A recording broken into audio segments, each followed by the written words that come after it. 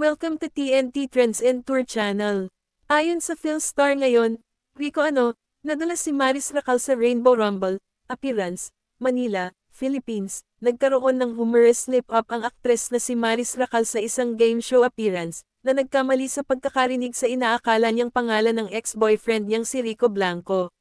Si Maris ay lumabas sa July 13 episode ng Rainbow Rumble, kasama ang kanyang Sunshine co-stars na sina Elijah Canlas at Meryl Soriano, Director Antoinette J. Dewan, at producer na si Dan Villegas. Isa sa mga tanong sa initial round ay, kumpletuhin ang hit song ng 80s American pop group na Breakfast Club, Rico.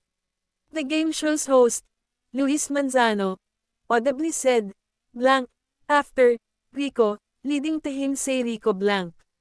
A Russiang Maris attempted to answer, "What, Rico what?" Naguguluhang sabi ni Maris na ikinatuwa naman ng audience at ni Luis. Tila napagtanto ni Maris ang pagkabalisa na naganap at tusong naglakad sa paligid ng studio. Maris, hindi siya Tumawa si Luis, nagtapos si Meryl sa pagbibigay ng tamang sagot, Rico Mambo, at nagpatuloy ang laro.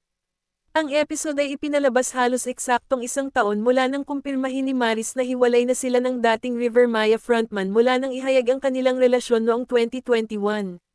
Ang kanilang 25-year age difference ay unang pinag-usapan, ngunit pinalambot ng publiko ang kanilang pagtanggap matapos makita ang karamihan sa mga positibong post ng mag-asawa sa social media.